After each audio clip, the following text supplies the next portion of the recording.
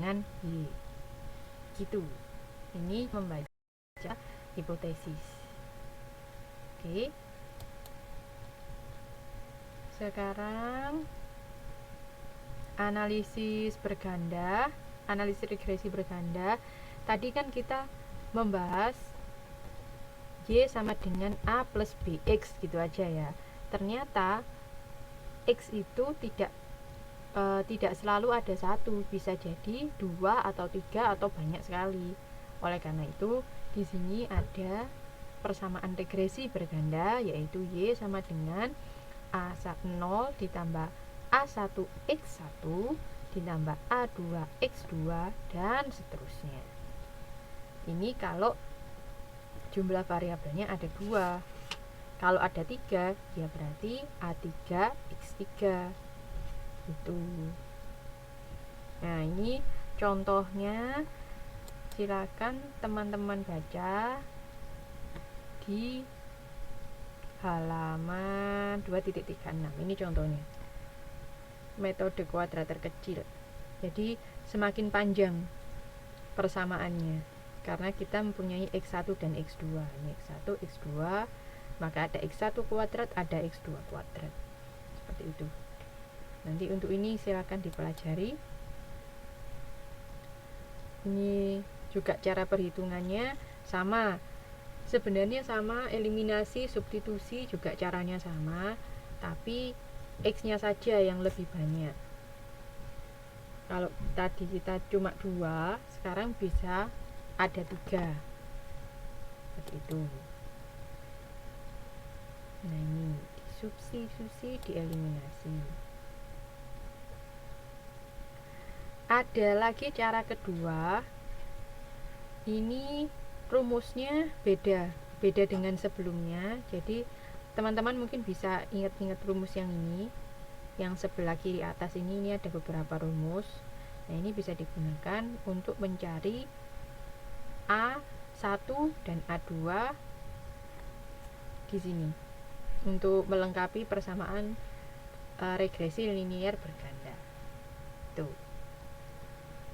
Oke, silakan dicoba.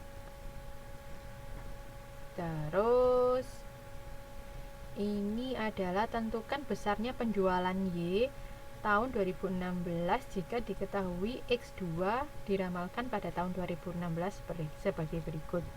Jadi ini adalah X2-nya.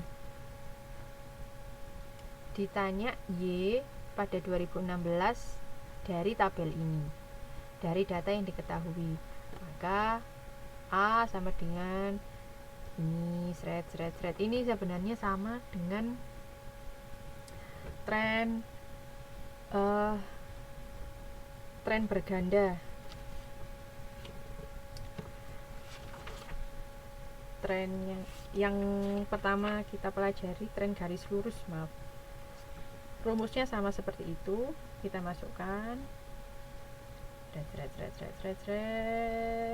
nanti ketemu A-nya berapa, B-nya berapa. Nanti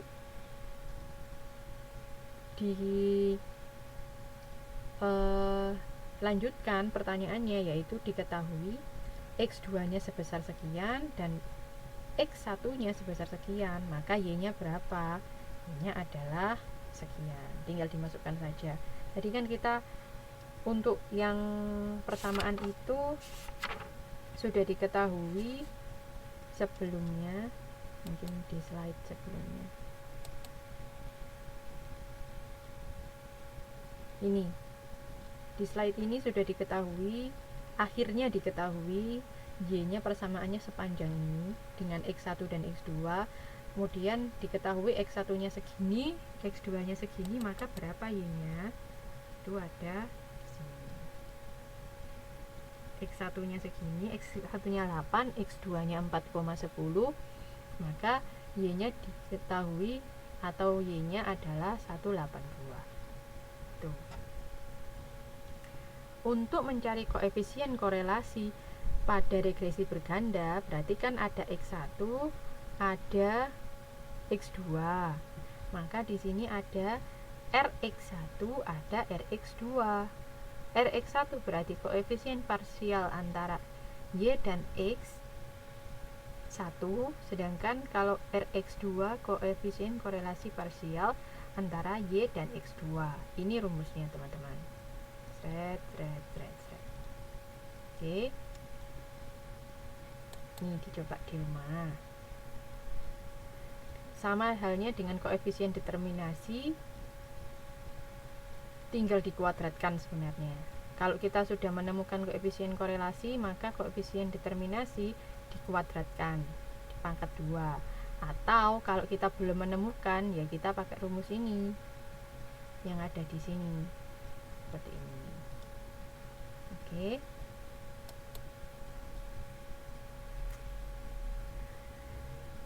Ini untuk yang berganda ada X1, ada X2, ada Y, kemudian ada YR atau Y ramalan, terus YR ramalan atau taksiran. Ini dari sini. Dari mana itu? Kalau X1 dan X2 nya dimasukkan, itu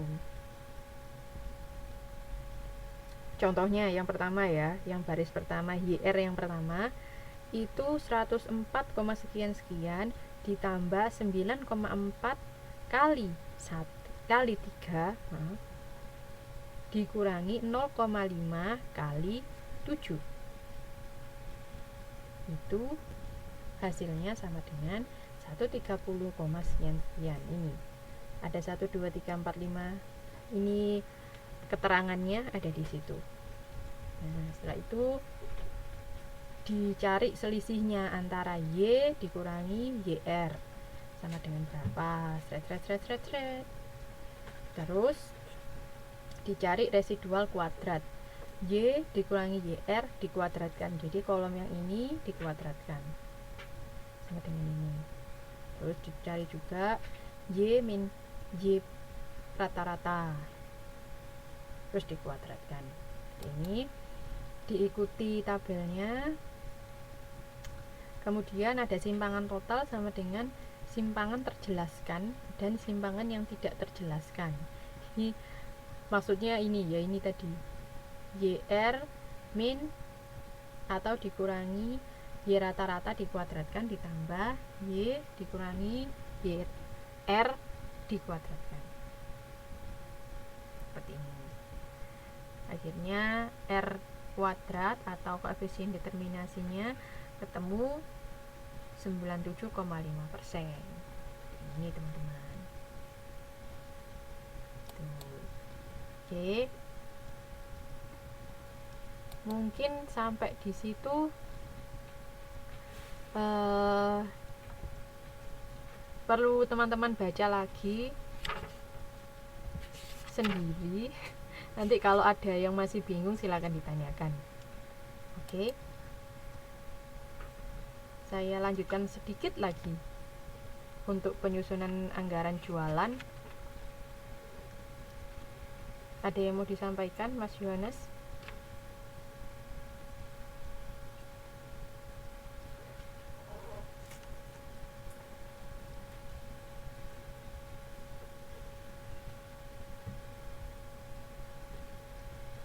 Oke.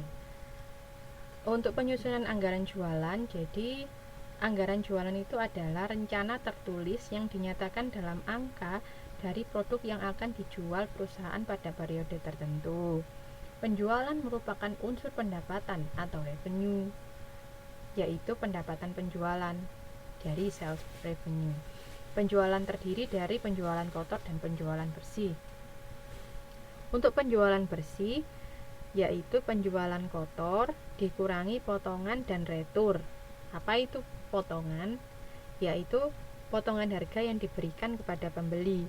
Sedangkan retur adalah dikembalikannya barang oleh pembeli karena tidak sesuai dengan pesanan. Nah, ini baru kalau sudah dikurangi itu semua menjadi penjualan bersih. Tuh. Kegunaan anggaran jualan untuk dasar penyusunan anggaran lainnya, ini juga sebagai ujung tombak dalam